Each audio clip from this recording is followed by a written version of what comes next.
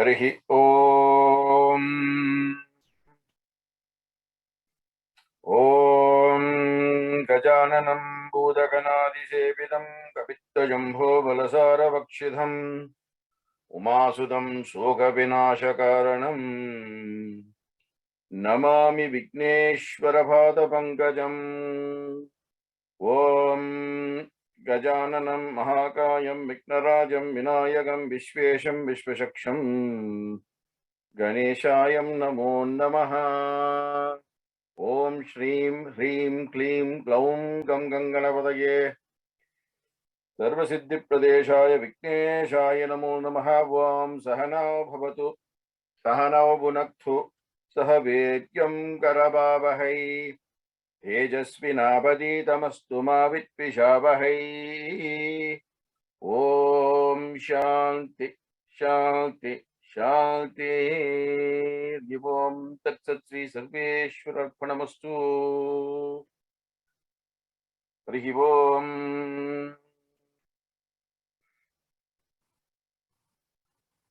Stavakaya cha dharmasya sarvadharmaswarupini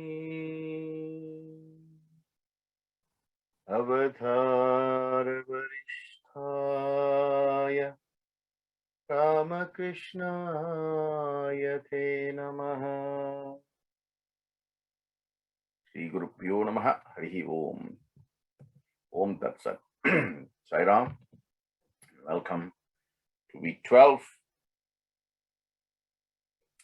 on the journey into the Upanishads, from which you are supposed to gain more wisdom in terms of your own respective spiritual journeys, right? How much wisdom you get depends on how much you've absorbed. How much you've absorbed depends on how much you've listened. And how much you've listened depends on how much focus you have given to what is being dispatched. And everything is down to you, right?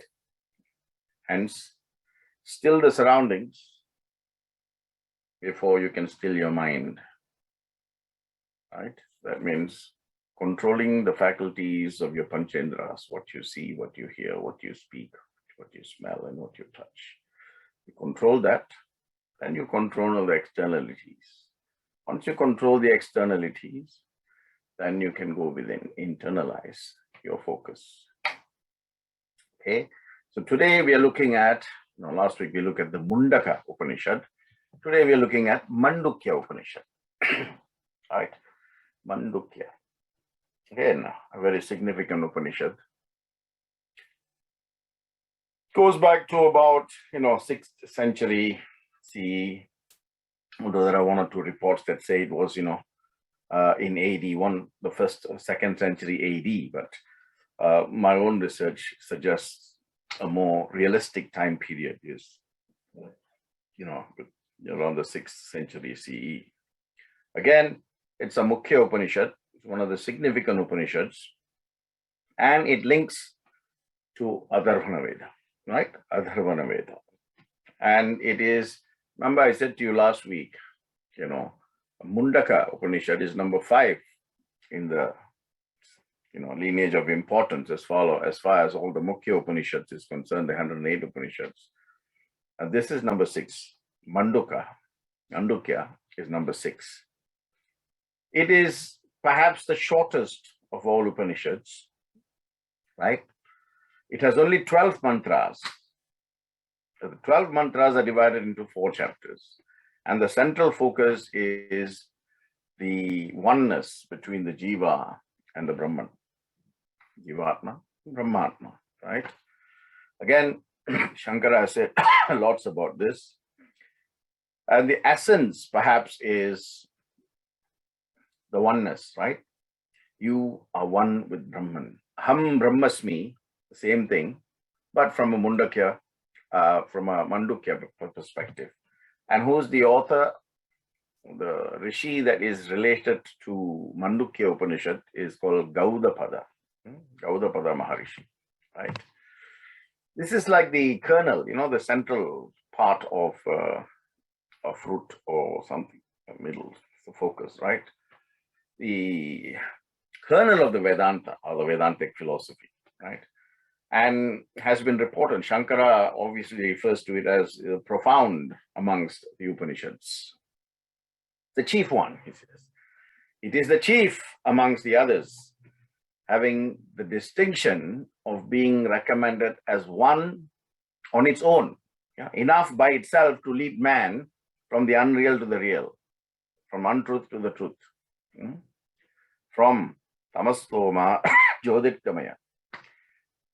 He said, if Brihadaranyaka Upanishad raised the question of leading me from unreal to real, from darkness to light, and from death to immortality, then Mandukya gives you the answer, right? Very brief, like I said, consisting only of a dozen mantras. A bit like a hot chili, hot chili. Nice, colorful green or red, very inviting. But if you take a bite, and be ready to face the consequences. Likewise, if you go into the Mandukya, you have to go and obviously, experience the consequences. So the 4 chapters have got headings, different headings. They're divided into the origin. So it's called the Agama side. And then it's got a falsehood, a section on falsehood, chapter on falsehood, called Vaidhatya. And then Advaitam, non-duality. And finally, extinction of, dualistic qualities, called Alatasanti, right? So they have four different sections or 4 different chapters. In the first chapter, the secret doctrine of Om, or the Pranava, or the Omkara, right, is expounded. Not only it is expounded, it is then concluded, right? It is then concluded to be the main key to self-realization, right? So about 2 weeks ago, someone, got in touch with me via email. And they asked me this question. Can you give me one mantra that if I say, I don't have to say any other mantra. And when I say consistently over a period of time, I will gain, union with Brahman. So I said, then repeat the Om, A-U-M, repeat the Om. He said, Om is not a mantra. Om is not a mantra. Om is something you say before the mantra. I said, no, Om is the start. And Namaha is the end. Or Om is the start. And Swaha is the end. Right? I said, if you think Om is not a mantra, you show me any mantra that does not begin with Om. Any mantra you say, it starts with Om. And it ends with Namaha. If you're doing a, prayers or puja, if you're doing Havan or Homam, and it ends with Swaha. Either you offer as Archana, or you offer as a food to Agni Deva. Anyway, so I said, you asked me a specific question and I gave you a specific mantra. It is entirely your choice whether you want to say that or whether you want to say something else. But there is no mantra greater than the Om. So for everybody who's tuned in today, let me tell you that if you just recite the Om, there is absolutely no need, and I repeat, there is absolutely no need for you to say any other mantra. That is the central focus of the Mandukya Upanishad, right? So after I give a brief overview of the Mandukya, I'm going to go and give you the secret of the Omkara, or the Pranava mantra.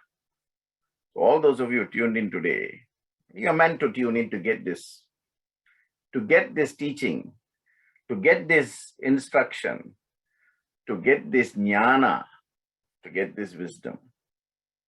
Whether you use it or not, that is a different question, right? Today, I'm talking about the Mandukya, and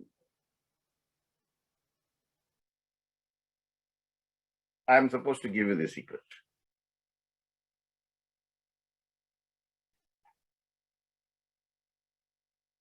Okay. Right. So listen. So the first chapter in the Mandukya, I told you there are 4 chapters, right? The first chapter talks about the Omkara or the Pranava. That is the secret of this Om, right? The second chapter talks about Advaitam, right? The great obstacle to the liberation. If you cannot control the dualism, then you are not going to be successful with the recitation or the repetition of Omkara, right?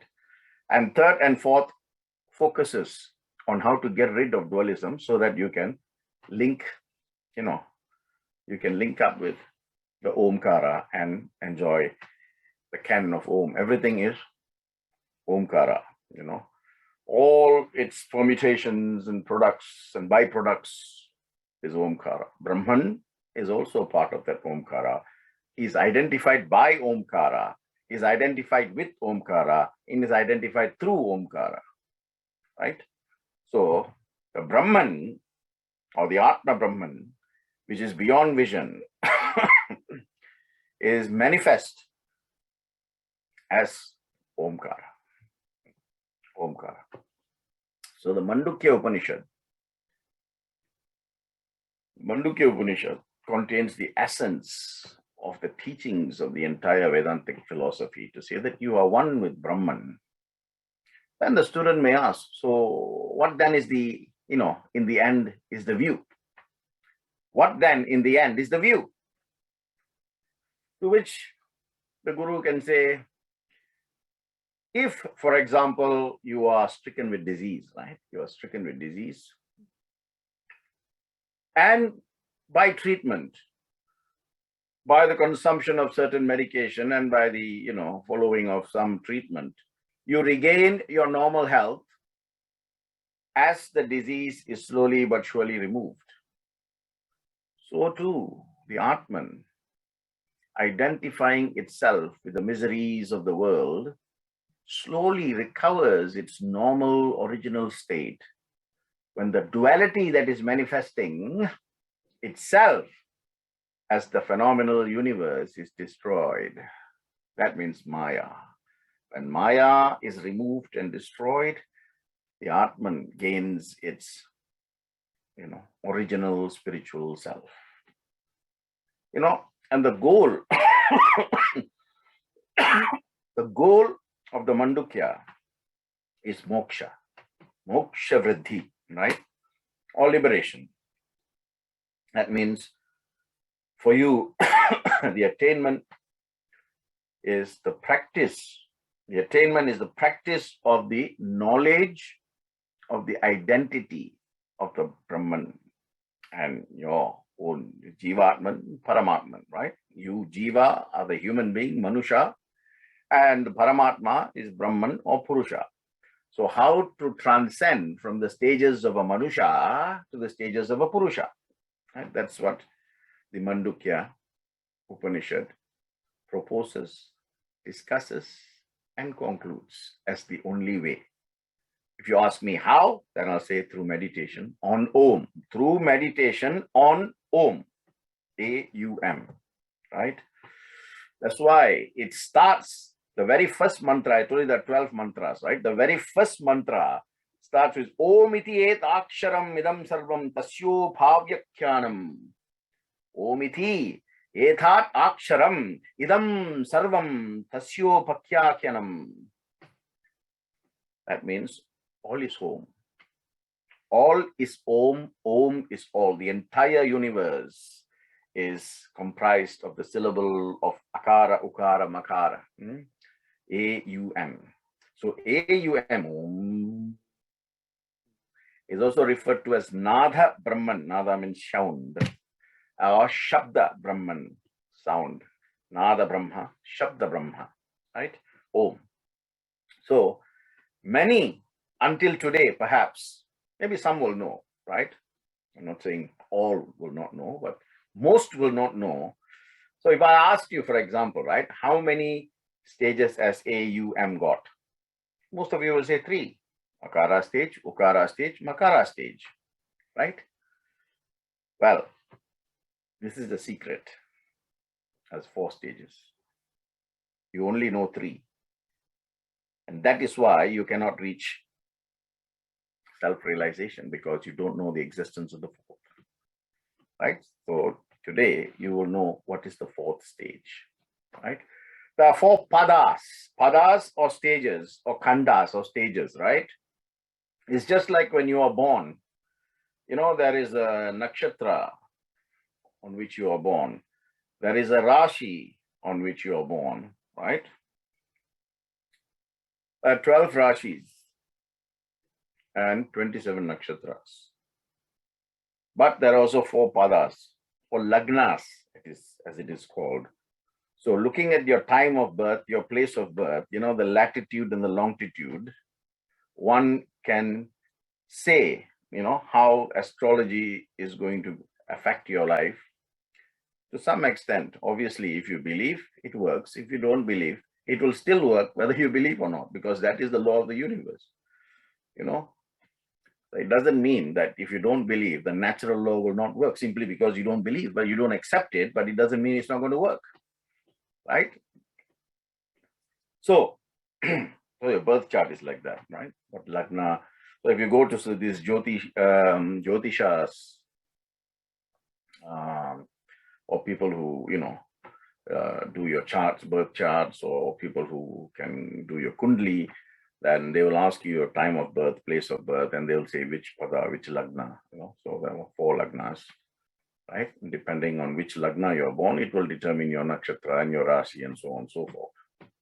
And that is why when you go to temples, they'll ask you what's the nakshatra, what's your rashi, Then you say, and they will chant the mantra with respect to your specific nakshatra or rashi, right? Anyway, A-U-M, 3 stages. A is the waking stage, U is the dream stage, and M is the state of dreamless sleep, deep sleep, dreamless. Waking, dream, dreamless, or deep, right? So the first stage, the working stage, is called Visvasthana. Visvasthana. Vishwa means the world, right? You're still in the world very much. The second, the dream stage, right? The dream state is called Tejasasthana. Ukara. And then Makara, or M, is the dreamless or deep sleep stage. It's called Prajna Sthana. Vishwa, Tejasa, Prajna. But you have to transcend from Vishwa to Tejasa, from Akara to Ukara, and then from Ukara to Makara, from Tejasa to Prajna. And only when you're in the state of Prajna can you touch the 4th stage, which is called Turiya. Turiya. Turiya is the state of pure consciousness, of absolute stillness. Absolute stillness. It is the same as the attributeless Brahman. It is the same as the attributeless Brahman. Complete silence. So from A to U, U to M, M to completion of complete silence. Many stop at M. So there is still one stage, one leg. The final leg of the journey is missing, which is why you cannot transcend beyond that, right? You see, the first 3 stages, Akara, Ukara, Makara, A, U, M, Visvasthana, Tejasasthana, and Prajnasthana, they are called matras, right? Or letters. So A, U, M, 3 letters. The 4th stage that I told you, Turiya, is called Ammatra. Ammatra means no letter, no differentiated sound, absolute nothingness, absolute stillness, absolute silence. That sound of silence, the very idea of the sound of silence suggests the idea of Brahman, from which all sounds are said to emanate. And that is the state of Turiya. Turiya. Now we'll go through Om. And, I'll talk you through the 3 stages, right? It's very important because after this, going forward, when you sit down to meditate on Om, realize that that is enough. That is why during the Brahma Muhurtam, from 4 to 8 in the morning, it is recommended you say Om. How many times you want to say it, it really doesn't matter, right? But the recommended time, like if you go to Prashanti and all, they recite it 21 times. And I think I've explained before why 21 times, right? 5, 5, 5, 5 plus 1, 21. Anyway, the 4 stages of consciousness according to the Mandukya Upanishad with regards to Om or Omkara is the waking stage, right? Which is referred to as Jagrat, Jagrataha, right? Then the second stage, right? The dreaming stage is called Swapna. There is Sapna, in Hindi, Swapnaha. The third stage is deep sleep or dreamless stage. That's called Shushupti, right? I don't know how many of you realize, but if you recite the Rudram, all these 3 are recited or are connected, are contained within the Rudram, right? To be specific, if you look at the third Anuvaka, the third Anuvaka towards the end, the last, I think 5 or 6 lines. Namo Shyatbhyo Vijjatyatbhyo Namo Nama Asebhyo Sayanabhyascha Namo Namo Swapatbhyo Jagratbyascha Namo Namo Sistatbhyo Dhavatbyascha Namo Namo Sababhyat Sabavadipyascha Namo Namo Asvebhyo Asvavadipyascha Namaha. Many times. So it talks about Sayanabhyascha Namo Namaha, Swabhabhyo Namo Namaha, Jagratbyascha Namo Namaha. That's 3 Oms. A, U, and M is there. How many times would you have said or followed the Rudram without knowing that even in the Rudram, the secret to spiritual liberation is given to you? And this is what I said to you earlier. As long as Maya is there, even though it is given to you, you won't be able to see it. So now you know.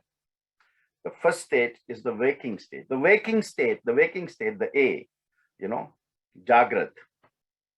That state, we are aware of the daily world. So we become, from after sleep, you get up, it's morning, Wednesday, 8 o'clock in the morning. You are aware. That's why it's called the waking state, right? It is described as outward knowing. Outward knowing. Bahishya prajna is called. Bahishya prajna means outward knowing, right? Gross. Gross means sthula. Stula and universal. So Vaishvanaha, Vishwa. This is the gross body. So A relates to the waking stage, which is the gross body. So whatever the body can experience through its faculties, that is the waking stage. Then the second stage is the dreaming. Dreaming stage, no more the body. Now you go to the mind, right? So from a gross or stula stage, now you go to Bahisha is outside. Bahisha prajna is outside. Inside is called Anta prajna.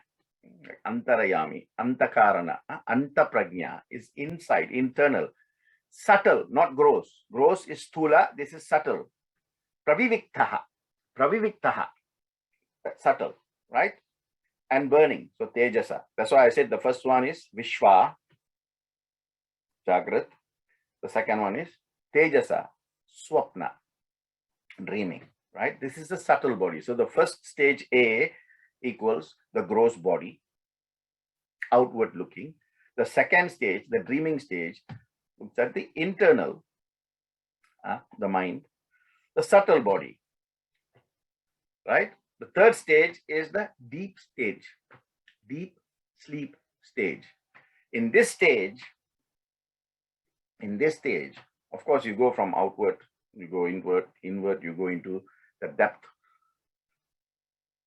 of consciousness, where that consciousness at which you are at is totally undistracted. That means, what, even if a bomb goes off outside, you are not, because you're completely detached. You're in that deep sleep, where nothing will disturb you. You're completely gone. So only from that stage you can reach Turiya, right? See, that is Sarvajna, where you are going to the inner controller, Antarayami. Antarayami. And to the source of everything. This is called Yoni Sarvasya, the central focus and controller of all things, origin, right? The originator, the sustainer, the dissolution, all of that, right? This is that third stage where you are called the causal body. So the gross body is A, outward, and U is the subtle body, inward looking. And the third stage is the causal body going through the mind. Only when you reach the causal body can you then make that jump into the Turiya state. Turiya state, which is pure consciousness. So can you imagine from silence to complete silence? No sound at all. I mean, silence is a sound, but when that silence is disturbed, you can feel, because you hear that disturbance, right? But Turiya is the complete absence of sound. Complete absence. That is the fourth stage of Turiya. Turiya is where you transcend the perceptions of Sadguna Brahma and Nirguna Brahma. That Turiya is also the stage where you transcend from Advaitam, duality, to, Dvaitam to Advaitam, non-duality or singularity, right? So you go back to the stage of Ajativada. Ajativada means non-origination. This is the state of complete silence. Complete silence. Now, I'm going to talk about the waking stage, and then the dream stage, and then the silent stage, the deep sleep stage, and then the complete stillness stage, which is Turiya, right? So the first one, Akara, A, right, called Jagrat,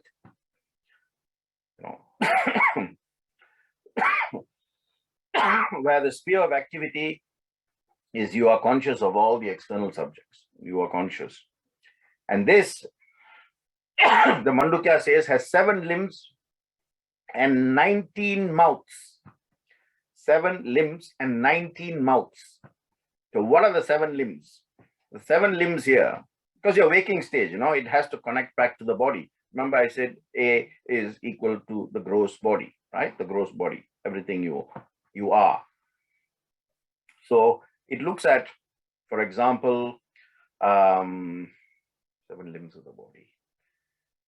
The head, the eyes, the mouth, the breath, the middle part of the body, the kidney, and the feet. 7, right? So you have head, eyes, mouth, breath, middle part of the body, kidney, and feet. 7, right?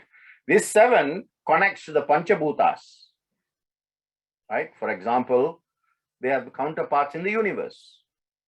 7, right? I said 7 parts.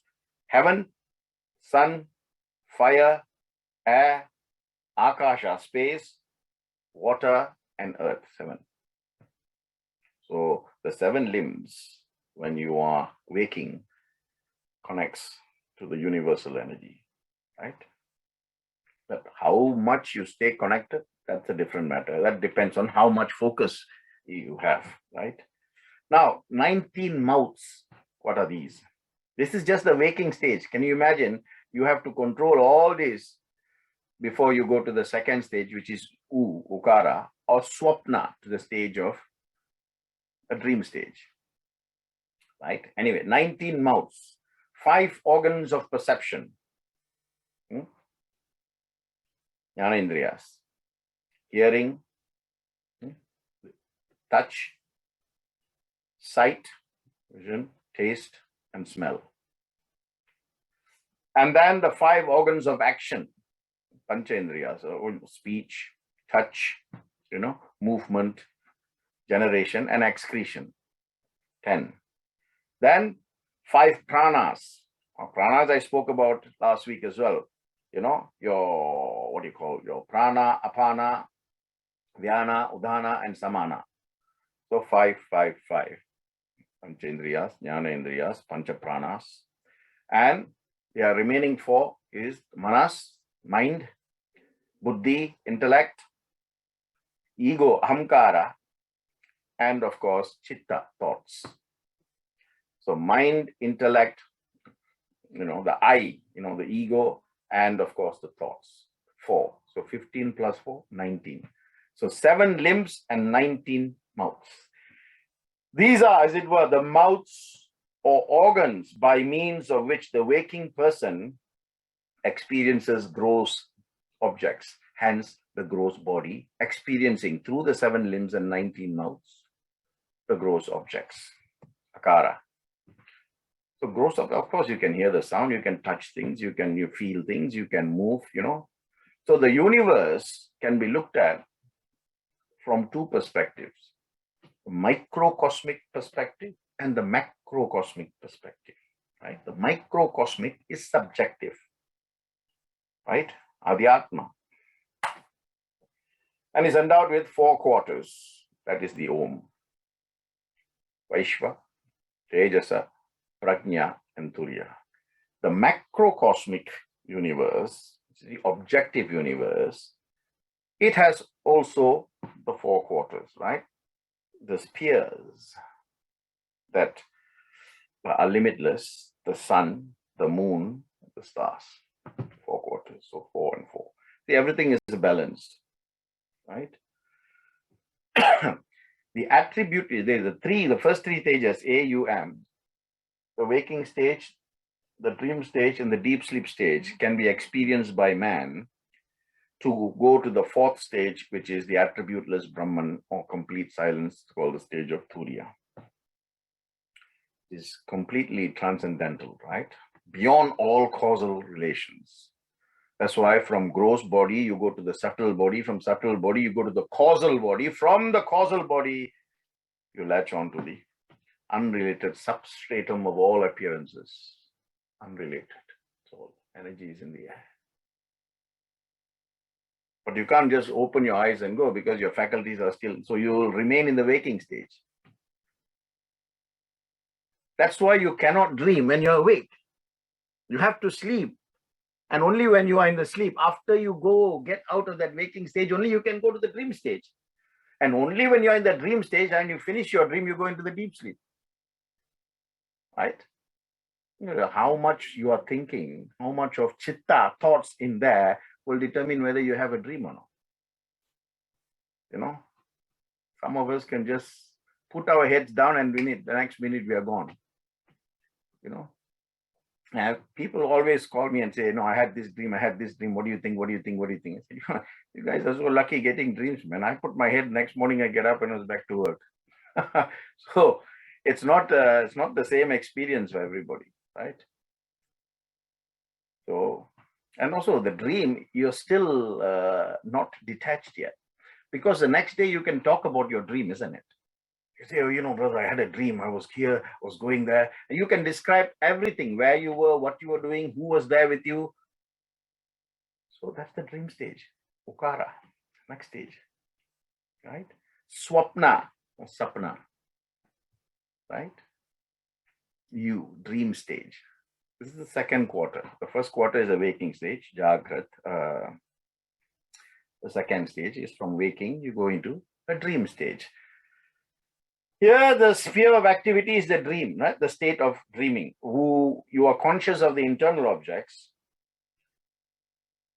but you still use the 7 limbs and the 19 mouths to experience the dream. So even though you are in the subtle side of things, you're not in the gross body, you're in the subtle body, you still experience, because that limbs, the 7 limbs and the 19 mouths are still. So you say, I touched the water, it was so cold. So you're experiencing it, because even though in the dream stage, these things are still alive, part and parcel of your being. So you still, only when you finish that dream, then you can go to deep sleep. But some, are lucky, they can jump from A to M, right? Because their mind is a bit more calmer. They don't have much thoughts when they go to sleep. That's why they say, Swami has always said, when you wake up, you say the prayer in the morning. And when you go to sleep, you say the night prayer. Because that will stop all kinds of, infections of the mind through thoughts which are unnecessary, not needed at all. So we've looked at the Vishwa stage, what you call Tejasa stage, the second stage, dream stage. Then you go to M. M is the deep sleep stage. Prajna. Prajna. This is a state of deep sleep where, when you don't know anything that happens. Next thing you know is you get up next morning, right? And then, some of you might have experienced this. You get up in the morning and then you tell your wife or your husband or your children or, your relatives who are there or your mom or your dad, I went into such deep sleep. I didn't know what was happening. I was completely knocked out. And some of you use the word I was unconscious. Totally unconscious. You don't know what's happening. That is the stage of deep sleep. Only from that stage, you can go into Turiya. Even deeper, even less noisier. Not completely no noise, not less noise, completely no noise. Because deep sleep, you can get up, isn't it? If someone comes and on the light, or let's say somebody comes and starts, turning the vacuum on or hovering on, or you can hear, and then you get up. Because you are at that stage, causal body is still relating itself to its surroundings through, the Tejasa and through the Vishwa world. Right? Deep sleep. Here, you try to understand that the Lord, the Parabrahman, is the knower of all and he is the inner controller. So you're trying to reach that source, You're trying to reach that source from which all creation come and to which all creation return and disappear. So he consumes everything, right? Subsumes everything, assumes everything, and from which everything also emanates, The Turiya, from that stage, you go to the Turiya stage. Pure consciousness. That means from a state of deep unconsciousness, you become pure consciousness. That is the state of Turiya. This transcends and pervades all the three states of waking, dreaming, and deep sleep. Right? The fourth does not signify any numerical relationship with the preceding three, right? Remember that. It's called the fourth because that is the final place. It occupies that place in order for you to be exposed to the Brahman. So, if I just said to you there are only three stages, then you would not know where this one is coming. So I said, okay, once you're at the third stage, then you have to reach the fourth and final stage, which is, the exposition of Brahman, for you to be completely become one. See, Turiya, or the state of Turiya, or the state of pure consciousness, it is not that which is conscious of the inner or subjective world, nor is it that which is conscious of the outer or objective world, nor is it that which is conscious of the both, nor is it a mass of consciousness. Right? So it is not conscious of the inner or subjective self. It is not conscious of the outer or objective self. It is not conscious of both. And it is not a mass of consciousness.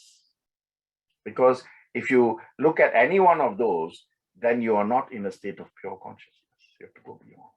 Purnamatha purnamidam purnat purnamudachyate purnasya purnamathaya purnameva vashishyate. From nothing comes nothing. From that nothing, everything comes, and everything goes back to nothing. Like man, he is born, right? He becomes something, but he must realize that he must go back to becoming nothing again. Otherwise, he'll be continuously born in this cycle, punarjanmaha, So the essence of realizing or self-realization is to hit this fourth stage of pure consciousness. And to do that, you don't need any other mantras. Just Om, Ukara, Makara. But of course, how you, prepare your body. Just like, people who go to work, they prepare sometimes the night before, sometimes they get up early in the morning, take their lunch, take their drink, whatever they make, they prepare, and then they take to work. So, they are preparing for that journey. Likewise, Akara, Ukara, Makara, Turiya, you also have to prepare, isn't it? to experience that phenomena. And that is the fourth stage where the Atman is, is ready to be experienced. Turiya, it cannot be described by any instrument of empirical knowledge because it's unique, it is devoid of any characteristic or all characteristics, whether that character, sorry, whether that characteristic is specific or generic, it is one without a second. That is, actionless action, the activityless activity, the creationless creation, and the non-preserved preservation. Some may ask, so if it is so subjective and objective and all in one and one in all, then what is the purpose of doing that? Is it not something like perhaps the horns of a horse? No, not at all. Not at all. Not at all. You see, when a person moves from the stage of deep sleep to the stage of Turiya, sometimes this is called near-death experience. Some people go experience it, but some reason they're sent back because maybe their time is not up. Remember, at the end of the day, it's all karma. How long you are on this earth is karma, right?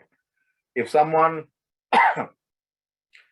is born, I think I mentioned this before to you, and certainly in my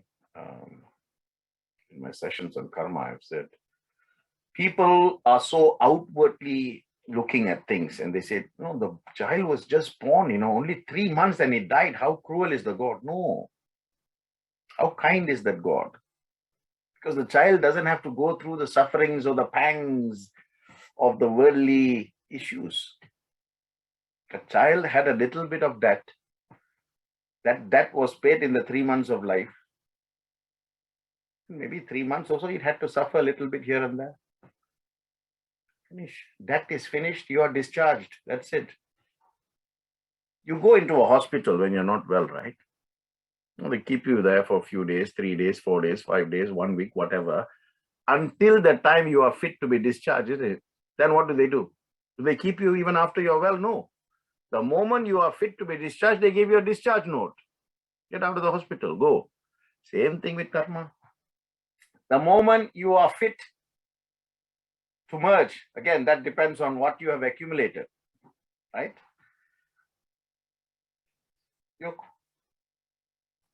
So when someone leaves this world, remember, right? Of course, it's easier said than done. You cannot go and,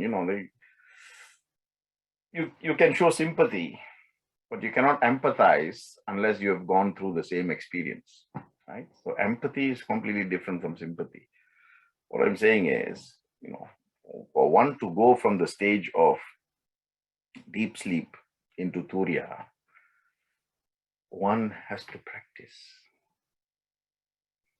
So practice does not mean something completely beyond you, right? It is very much towards you, inside of you, within you. It's not beyond you. Just like you prepare for a journey, you want to take your car on a road trip, on a long road trip, you make sure your car is serviced, everything is in order so that you don't encounter any problems. But that does not mean, your entire journey is not going to be problem-free, isn't it? But you do what you can to stop or detract or defer or deter any possible problems. See, when one knows the nature of the desert, one no longer runs after the illusory oasis. Isn't it? If I showed you a rope, you might think it looks like a snake. You might think or perceive that this actually looks like a snake, but it is only a rope. But you are likening the rope to a real snake. Oh, it's scary. It looks like a snake, but it is only a rope. So you understand, the snake is not there, but your mind looks at the rope and moves away from the actual reality of the rope to the unreality of a snake. That is the duality that Om will remove.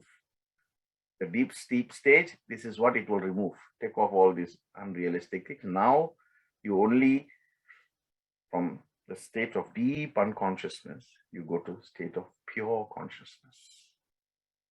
That is the moment of self-realization. Turiya does not lie outside the three stages of AUM, waking, deep dreaming, and deep sleep. Turiya is the culmination of these three stages that will bring you to the fourth stage, and that is, like I said, removal from all illusions, like the rope, which you think is like a snake. And that ignorance comes, that ajnana, it veils the true nature of things. The rope disappears and the snake appears. When that movement comes from the unreal to the real, from darkness to light, from death to immortality, you don't see the snake and you have no value for the rope. Both become nothing. And that is the state of Turiya. Right? See, even if you look at the rope, the existence, the knowledge that the rope is not the snake does not destroy the snake, because the snake was never there in the first place. It is all an illusion. The rope has always existed, but in your mind, you perceive the rope to have the shape and form of a snake. So the moment you see the rope in that way, coiled and, the top half hanging out, you think it's a snake. And from that duality, you must move to, there is no snake here, there is only a rope, and there is no value in that rope. So snake is nothing, the rope is nothing. I, from something, have now moved to nothing. No other instrument or knowledge is necessary to reveal the rope after the illusory idea of the snake is destroyed. So where are you destroying everything? Are you destroying it externally? No, you have to destroy it internally. There you go. That's the secret.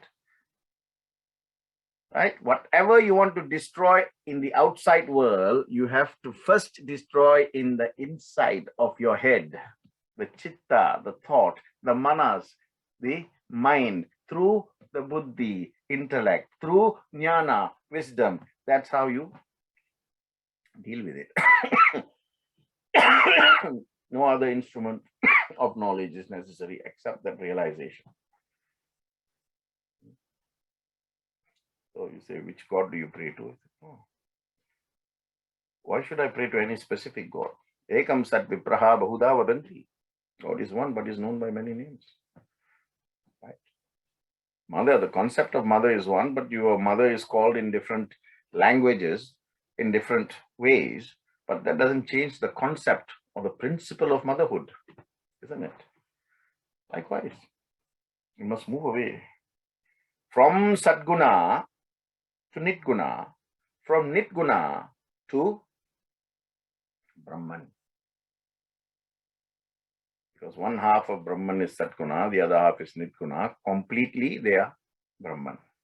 No form at all.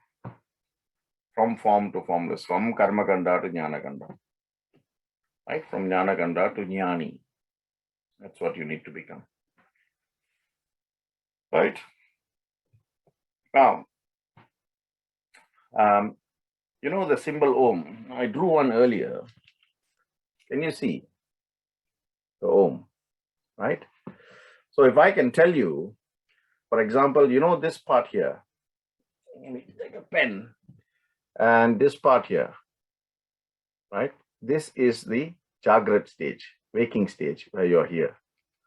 I just write number 1. Number 1 is, and you see I wrote number 1 there. Right? And then this part, where this curve is, the top curve.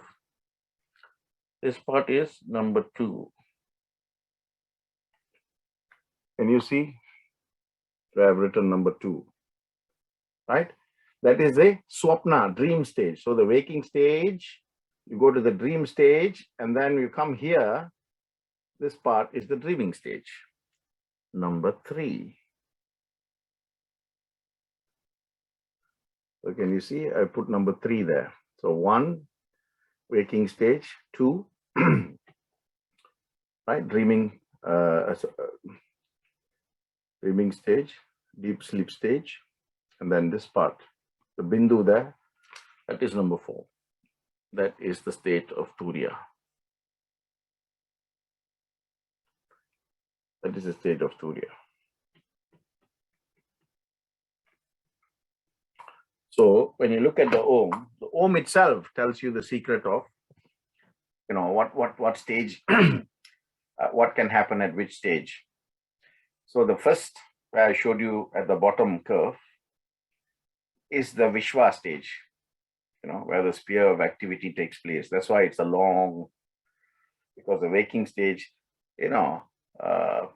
supposedly takes up most of your life, because most of the time you're awake, right? And 24 hours, only 8 hours, supposedly up to 8 hours you sleep, right? Remaining 16 hours you're awake, right? and so the gunas are also represented like that, right? 8, 8, 8, 8, 16, 24. 8 hours is for Rajasic, 8 hours is for Tamasic, and 8 hours is for Sattvic, like that. 3 Kalas, 3 Devis, 3 Murtis, like that, So the bottom curve, if you draw a 3, the bottom curve is where the first Vishwa Atman is there. Vishwa Atman is there, the waking stage, Jagrat. Then the second one, I showed you where it is, the top curve of the 3. That is a Tejas Atman. And this is the dream stage. And then the third stage at the other side, where you have the deep sleep stage. And then directly corresponding to that, where the bindu is, where the dot is, the curve and then the dot, that is the 4th stage, or the Turiya stage. A stage of no return. Once you go there, that's it. You become a jnani straight away. That is non-dualism in the highest way possible. Non-dualism is the highest truth, right? Bhajagovindam was all about moving from Dvaitam to Advaitam. But let's talk about what stops you now. Again, the Mandukya, right, identifies this. So what, for the dualist, right, for those who are, who live in the world of duality, there's always an issue of attachment, isn't it? And Shankara also says in Bhajagovindam, Satsangatvam, Nitsangatve, Nitsangatvam, Nirmohatve, Nirmohatvam, Nischaladatvam, Nischaladatvam, Jivan Mukti. Finish. Because where you have attachment, you'll have pride, you'll have hate, you'll have all those ashtadoshas coming. Kama, Krodha, Lobha, Moha, Mara, Mamara, Machira, Hamkara. All these 8 will come the moment you have attachment. So Shankara says, Satsangatvam, Nitsangatve. You can get attached, but learn how to detach from that attachment.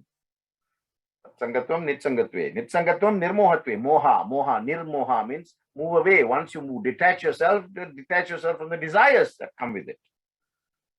Nirmohatvam, Nischalatatvam. Once you move and detach yourself from people and from desires, then you can latch onto the immutable reality, Nischalatatvam, immutable reality, that is Brahman, and Nischalatatvam, Jivan Mukti. Your aim has been realized, right? It's all mental attitude, right? How active is your mind, either from an attachment perspective or from a detachment perspective. You see, in that stage of deep sleep or samadhi, there is no cognition of two. There is only singularity, advaita. That's why you're in the stage of samadhi, sama-adhi. You return to the state of tranquility, of absolute pure consciousness. Sama-adhi. Going back to the state. And everything was vibrating at a pure consciousness level. Until ignorance comes and knocks on your doors. And ignorance prevails, difference is rampant. When ignorance prevails, difference is rampant. When spiritual wisdom or vidya is established, union is experienced. difference goes. That rampant difference that you experience, that goes, and union is experienced.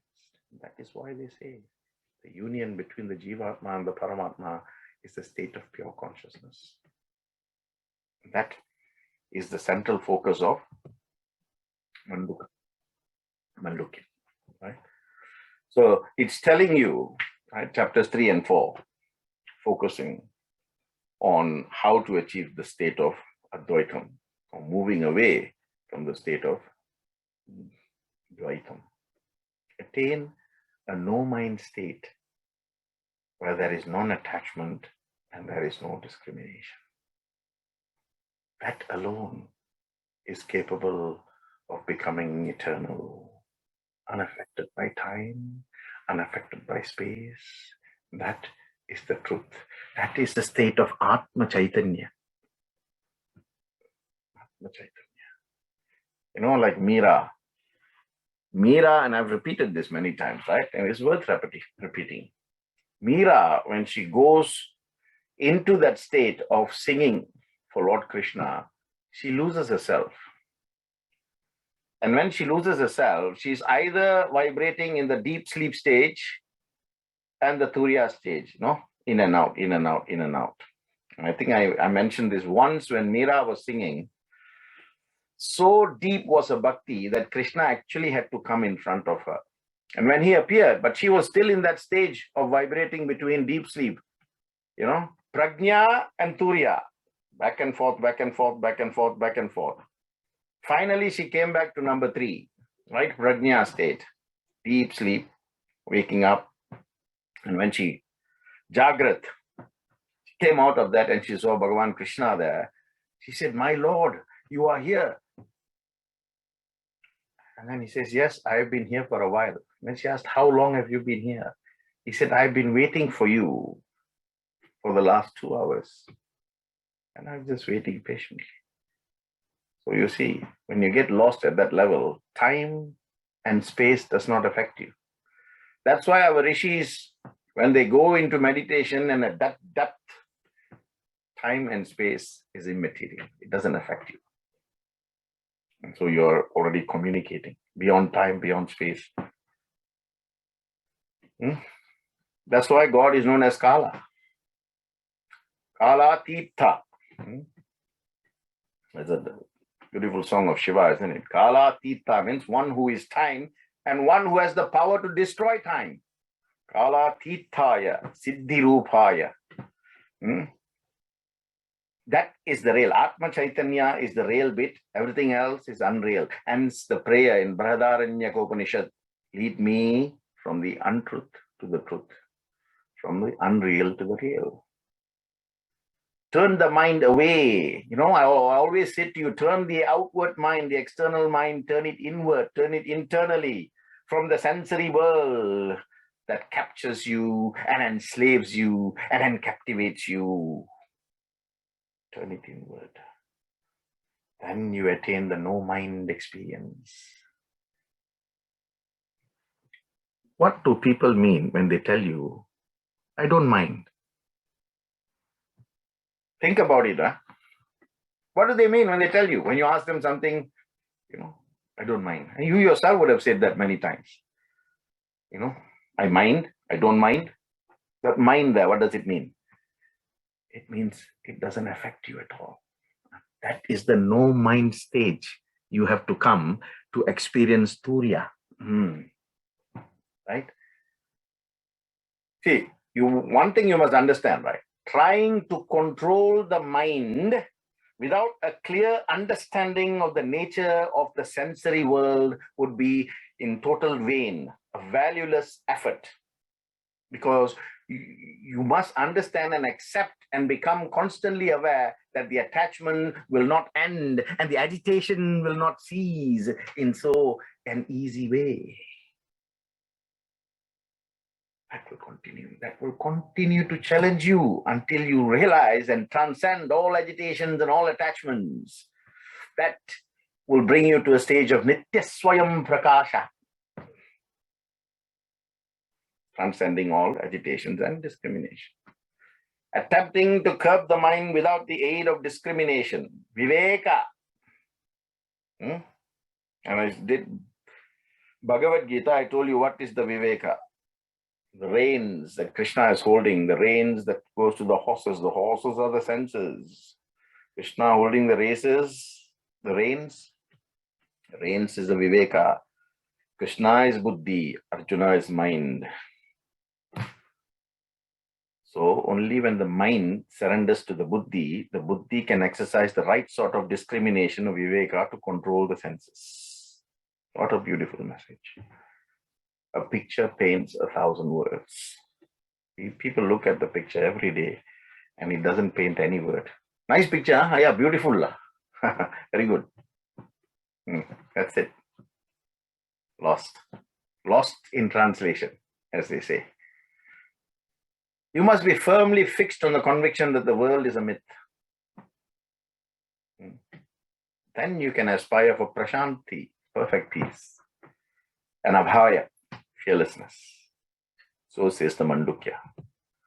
This is what we call delusory ignorance, right? The cause-effect nexus. Cause and effect nexus. And karma very clearly says, if you do not want to experience anything bad, then only do good. Then only think good. Then only speak good. There's your answer. If you can think, speak, and act good, you are not going to accumulate any negative karma. You know that, yet you engage in negative thoughts. Yet you engage in negative words. Yet you engage in negative actions. So you accrue negative karma. Now, once you accrue negative karma, it's a debt that has to be paid. In a simple materialistic world, you borrow $1,000 or 1,000 pounds sterling or whatever the currency is. Whoever you borrow it from will expect it back from you with interest. So, can you imagine the debt of life? How much interest you're paying through this concept of karma? Rope and a snake.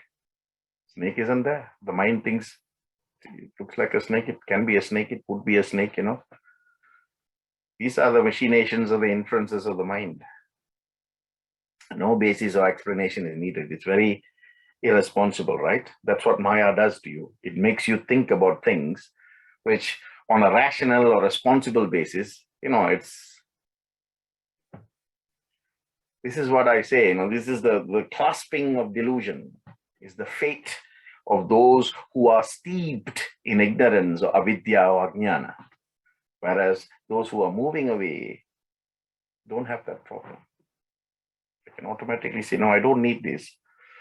I don't have to say this. I don't have to think this way. I just have to do this and continue doing regardless, So the Upanishads, this particular Upanishad declares in such clear terms that the difference between the existence and non-existence is the difference between the third stage of prajna and the fourth stage of pure consciousness. From a total state of unconsciousness, existence, to a state of pure consciousness, non-existence. The external world is created by your own subconscious mind, your chitta, your thoughts. When you burn an incense stick, what comes out? The stick is burning, smoke is coming out, but the smoke also gives you a smell, isn't it?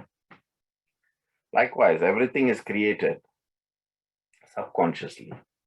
Everything is an appearance of some sort, a superimposition, if you like, an apparition of some sort. Something mistaken to be there, but in reality is non-existent.